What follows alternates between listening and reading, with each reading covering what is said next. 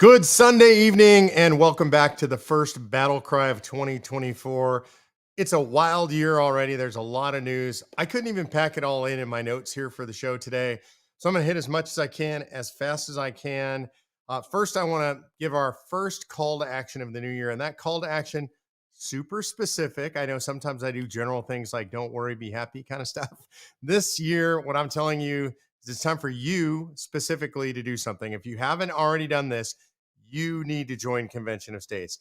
You need to go to the website, conventionofstates.com, and you need to click on the petition, sign the petition if you haven't already done that. That's step one.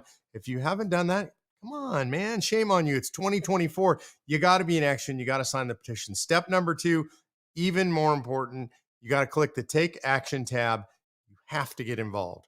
The country's at stake. The republic's on the line. You know it, or you wouldn't be watching. And the question is, what are you going to do about it? Right? You can watch, and I really appreciate you watching. I love that you do that. I appreciate it. If you click on like and say you love what we're doing, that helps us a lot. If you spread it to other people, it helps us a lot. More important than any of that is you actually getting involved, because it's going to take you, the citizen, the regular person in America like me, to do something to save the country. And I appreciate your watching. That's not actually doing something. That's step number one. The real thing that you have to do is you're going to have to get involved. And you get involved by clicking on the Take Action tab, saying you want to volunteer. We could use 15 minutes a week, 5 hours a week, full time, whatever you want to give, we can use. There's a job you're going to love out there. So again, go to conventionofstates.com, fill out the petition, click on the Take Action tab. Do it this week. It's still the first week, and you can get into action for this year. The legislatures are going into action.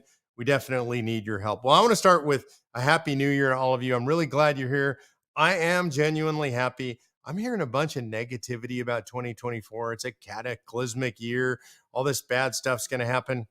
Look, I'm happy to be alive. I'm happy to be here. And we should focus on something.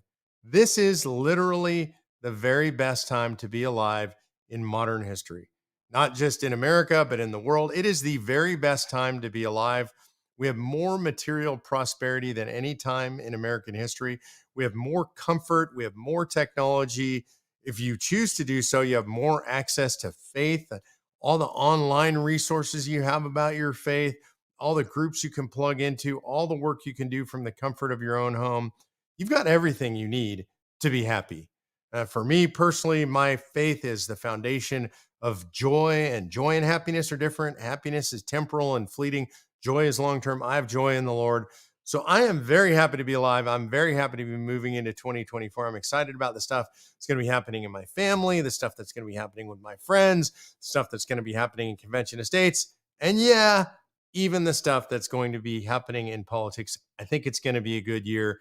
Let's not take it for granted. Let's remember to be thankful for it, count our blessings, and appreciate it. So let's go to the news, all right? Because I'm going to prove to you that it is a year to be happy. Not everything's happy, but I'm going to prove to you this is a year to be happy. In my favorite story of the year so far, and okay, I realize it's only a week into the year, but my favorite story of the year so far involved he who will not be the presidential nominee, Vivek Ramaswamy, who I actually like a lot of the stuff he says, but he's not even really running for president. He schooled a reporter how a reporter should be schooled. The reporter asked Vivek Ramaswamy to comment on white supremacy. So first of all, as he looked at Vivek Ramaswamy, he was actually with him at the time. This is a brown-skinned man, and he's asking him to comment on white supremacy, apparently because he's not of their favored groups, the favored caste. Then he is considered white, but he's clearly of East Indian descent. His name might be a little giveaway, Vivek Ramaswamy, right?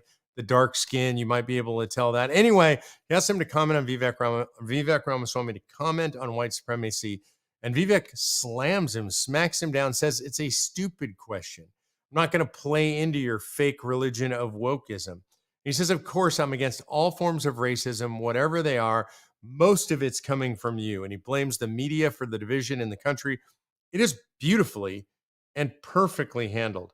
If you haven't had a chance to watch that, I highly recommend that you watch that clip.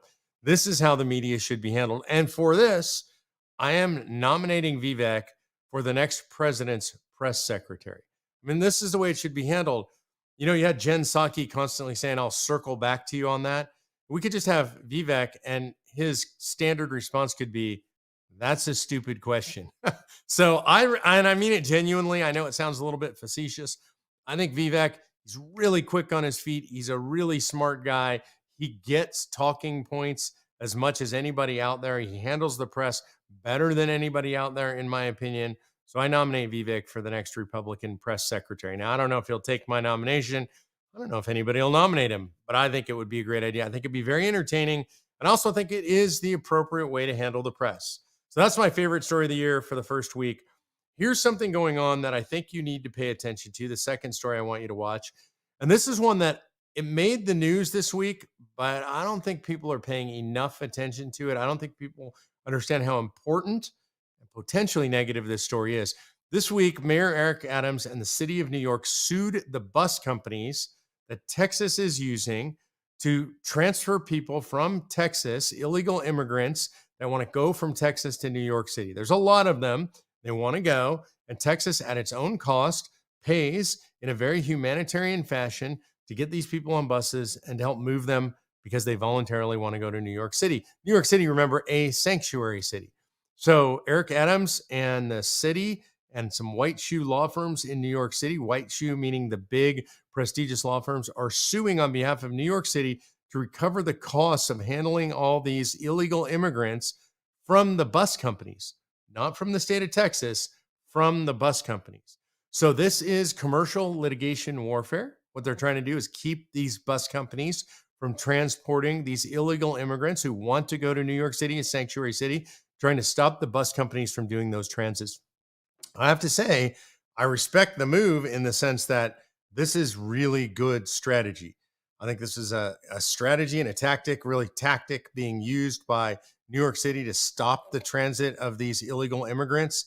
Uh, I worry about it because if I were a CEO of one of these bus companies, I'm making good money. I've got a bunch of full buses traveling cross country from New York. I mean, from Texas to New York. It's a constant stream going on right now. And now suddenly I'm going to be sued for hundreds of millions of dollars by New York City. I'm not sure that that's worth it for a commercial operation to deal with that. I think we need to watch the story because I'm not sure what happens. I don't know how the contracts read. It's plausible that these contracts contain a provision, an indemnity provision from the state of Texas. I don't know if that's the case. Then the state of Texas will pay for the lawyers for these bus companies. It's possible there's another maneuver that could take place that I would recommend. The state of Texas intervene in that litigation, basically under a theory where they say we're really the right party to be being sued here, not these bus companies. They're not responsible. And so it's possible that they intervene and try to take the place of the bus companies. I think that would be a great move by the AG of Texas. But I think this is important. I think we need to watch this. And I think we may need to emulate it. We may need in other states where the illegal immigrants are being, I think, unlawfully settled by the federal government against the will of local municipalities. It's possible these municipalities have similar laws to the state of New York or the city of New York where they could sue the bus company. So I think we need to look at all of this. Lawfare has become a very sophisticated part of the political process. I don't like that, but that's the way it is. And we need to play it as well or better than the left. So keep your eye on this lawsuit. Right now, for the rest of the show, all I'm going to do is good news because there's so much of it and you need to be paying attention to it. And you may not see some of these things. I'm scanning the news constantly. I have great grassroots like you sending me the news constantly, texting it to me. So I have sort of a focus group out there telling me what's good. I'm reading it all day long. So here's number one, not necessarily number one in order, but this is great news. In China, our number one adversary in the world, we have Apple does a lot of business in China, a lot of manufacturing in China. I don't get to say there's very good news about China very often, but here's the good news. Apple's 188 suppliers have spent more than $16 billion to move out of China, to reshore, to offshore from China, to go to other countries. And this is damaging China's economy severely. It's not just happening with Apple, it's happening in other industries as well. So that's good news because it disempowers the Chinese. It takes money out of their economy. It takes influence away from them in the world economy. And that's good news both in the short and the long term. Now, it's a two-edged sword. And here's what I mean by that. A desperate China will become a more aggressive China. And so that gives me worries about what they do in Taiwan, what they're doing about destabilize us across the rest of the world. The last thing I have to say about the story, other than watch it, is when are we going to ban TikTok?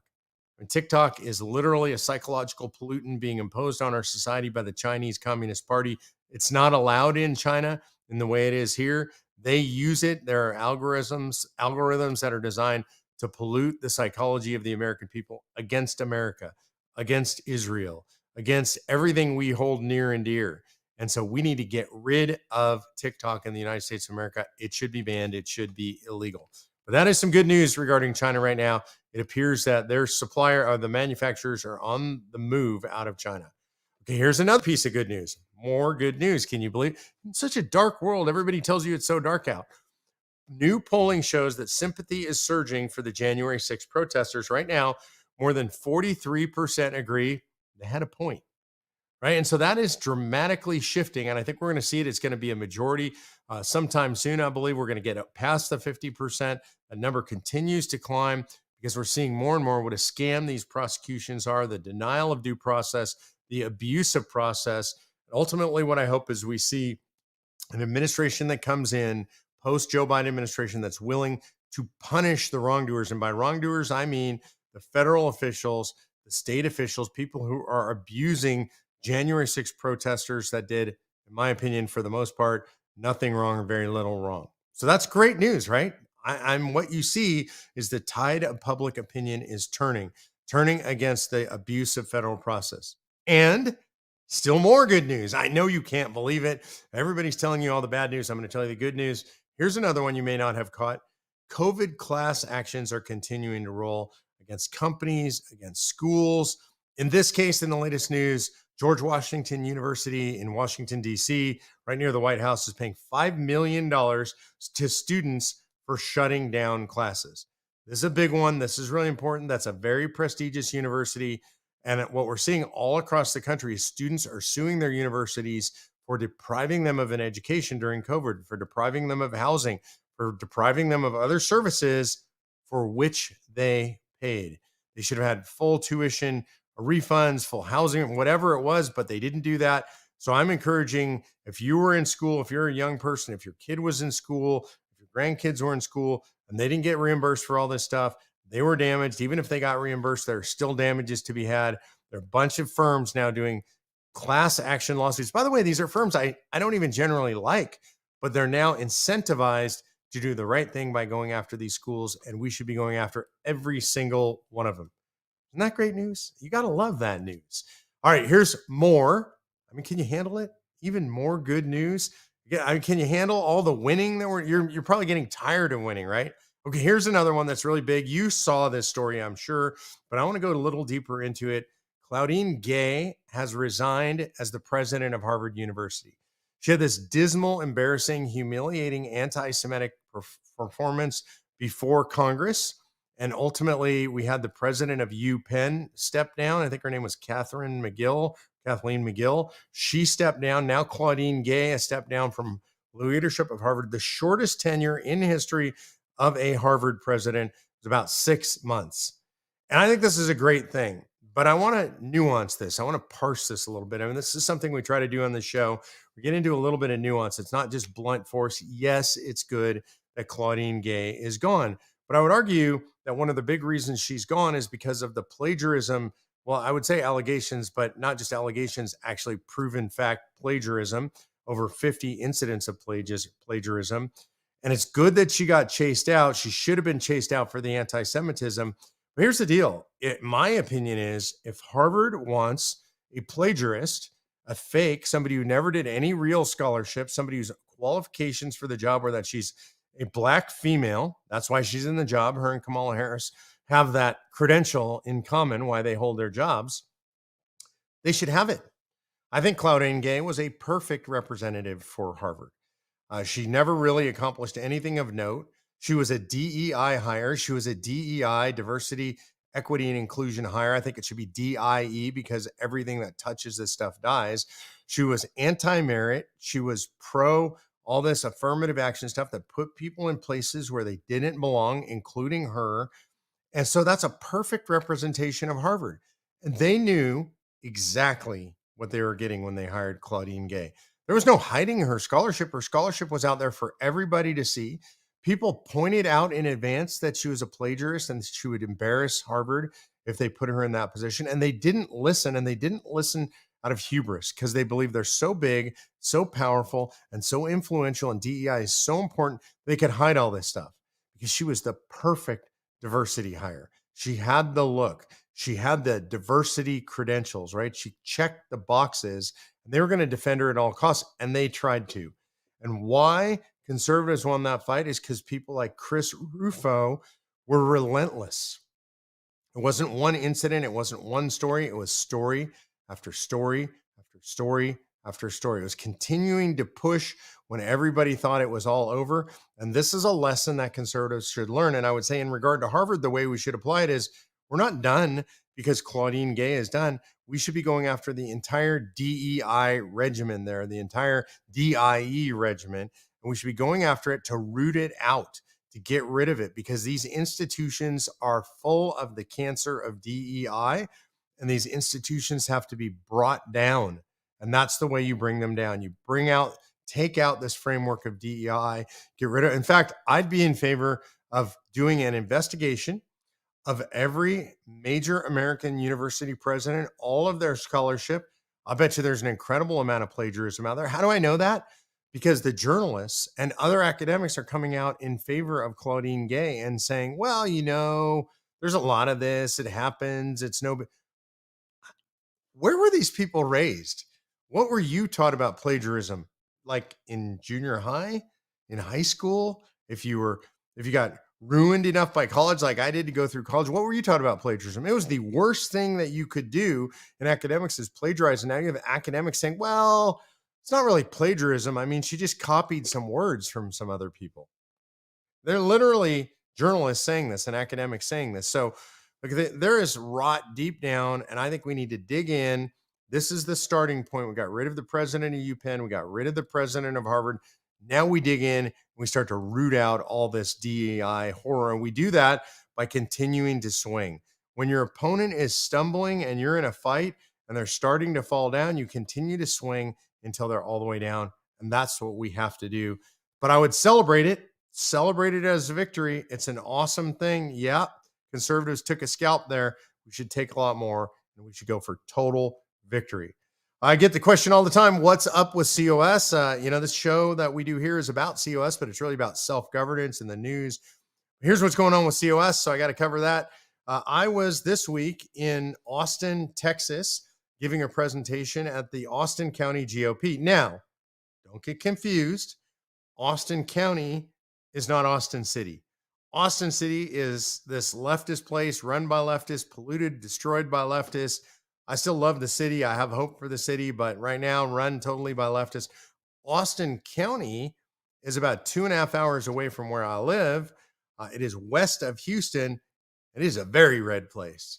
And I call it real Texas. I consider it the real Austin, Texas. And so I went out there and this week had a chance to speak to the Austin County GOP, talked about Convention of States, great reception. One of the things that happens when I go speak at a GOP meeting, especially in small towns, you generally might get a small crowd at a GOP meeting. You might get 15, 20 people in a small town. And when we go, we put the word out to all of our followers, all of COS followers. They show up, fills out the county GOP. There's some good exchange of ideas, hopefully good exchange of volunteerism that takes place. So I love the opportunity to do that. I love going to smaller towns and giving presentations because I like to see real America. That is where the veins course the deepest through the heart of America, is in small town America. I had a great time, great people out there, a lot of great questions, a lot of dialogue back and forth. I stayed too late because then I had to drive home. But thank you to the folks there in Sealy, Texas at the Austin County GOP for hosting me. That was great. A lot of stuff coming up in the legislatures. I will tell you, for Convention of States, the ones I would be really looking at, really watching hard: Iowa, Idaho, North Carolina, maybe Ohio, a bunch of other states happening out there. If I didn't mention your state, don't fret. I'm still coming to your state. We're still traveling. I just think those are the ones that we might see first up motion on. I'm super excited about what's going on out there for Convention of States all over the country. I hope you are too. I think it's going to be a banner year. The elections are coming up. Things always get hot for us during election year. We're looking for people to endorse COS so we know who we should be voting for. I look at who's supporting COS, and personally, those are the people I go out and support. I want to do a little Q&A here. Always my favorite part of the show is the interaction with you guys. So I'm going to start with David Sorensen. He says, what are the first top 5 priorities of action COS will take in 2024? David, I think I just answered that. I think it's Idaho, Iowa, North Carolina, Ohio. Let's see, what would I say for number 5? I'm not really sure. Number 5 is kind of a toss-up for me, a bunch of other states. But I would also say that the 2024 election is a priority for us. We work in those elections however we can legally, and this is really important. Every state has different restrictions. Federal elections have different restrictions. When we work, we're generally doing it on a 501c4 basis, which has more latitude. Our C3 doesn't get engaged in elections at all, though it does do get out the vote efforts, sometimes just general education efforts. But most of it, if we're doing electoral activity, that's going to be done by Convention of States action. By the way, we encourage you guys to give to both the C3 and the C4. We need your help to support our work out there. All right, this is a weird name, A29S12. Sounds like one of the droids from Star Wars. So A29S12 asks, how about a constitutional amendment to eliminate lobbying and eliminate corporate donors from campaigns? I'm just going to tell you, I'm not in favor of either of those. If we eliminated lobbying, one of the things we couldn't do is what I do all the time is go out and talk to state legislatures about what we're doing. That is lobbying. When constituents, grassroots activists, we train them to go into a legislature, that is lobbying. And I get paid to do this, by the way. And sometimes we hire lobbyists to go in and help us and work on our behalf for the Convention of States resolution. That, again, that's lobbying. And so I'm not in favor of doing away with lobbying. I don't have any problem with lobbying at all. I think we want as much free flow of information to the legislators as possible. Legislators, by the way, it's impossible for them to consume everything that crosses their path. And good lobbyists perform a service. They come in, the legislators know who they work for. They say, here's our perspective on a particular bill. And then the legislator goes out and gets the opposite perspective from other people. So I don't have a problem with lobbying per se. I think there's some very corrupt lobbyists out there. I think we should close the revolving door between the legislatures and the lobbying firms. I think that should be prohibited by the Constitution. So maybe there's a cooling off period of 5 years or 7 years when you're in the legislature or you work in a legislature, you can't immediately go to a lobbying firm. That might be helpful, but I'm not in favor of doing away with lobbying. I'm also not in favor of eliminating corporate donors from campaigns. I'm not sure why we would want to do that. I'm fine with it. I just want to know that they're giving to somebody's campaign. And by the way, all that stuff is disclosed right now. So you know who they're taking money from.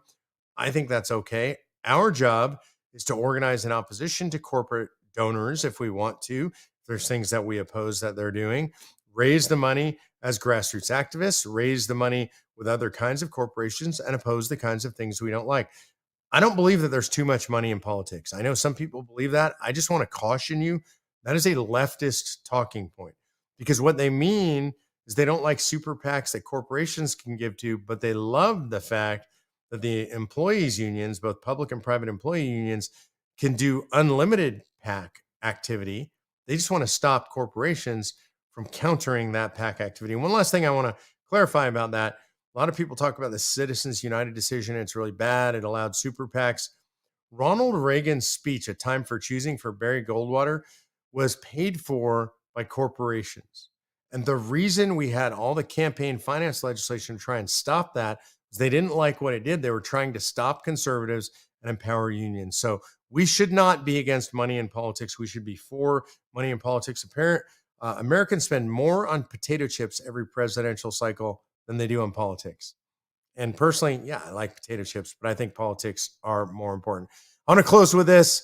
January 17th, Chip Roy, who I think is one of the true conservatives in the House of Representatives, is going to be on Convention of States at home. That's here on Facebook. That's January 17th at 8 p.m. Eastern Time. Chip Roy on COS at home. So tune in. Don't miss that. And of course, no matter what, for sure, absolutely tell everybody.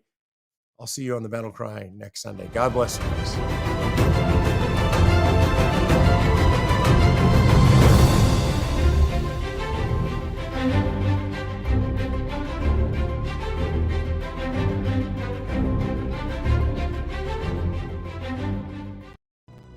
They don't want you to be free. They don't want you to be able to speak your mind. They don't want you to be economically prosperous. They don't want you to have opportunity. Those who oppose the West don't want those things. They want to tell you how to live, where to live, what you're able to do, how much you're allowed to earn, what you're allowed to have. They want complete and total control over you, and they will, given the opportunity, plunge us into another dark ages. Here's my position on all of this. Bring it on.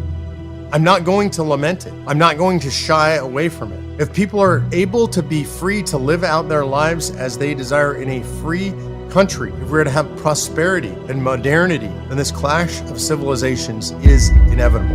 In dark times, we have to stay the course, and we have to keep going, and we have to fight for what's right, because the light might be just over the horizon. Light likely is just around the corner. You and I have a duty to do what is right. To be the man or the woman or the family, community who's in the arena, who is willing to fight with all he or she has for a righteous cause. That is what time it is. Our job is to do our duty.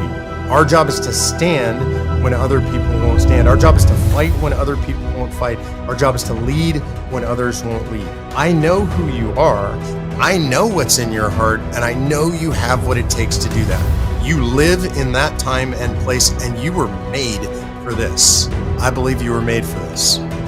And it is my honor to pledge my life, my fortune, and my sacred honor to you in that fight. Together, we are going to save our communities.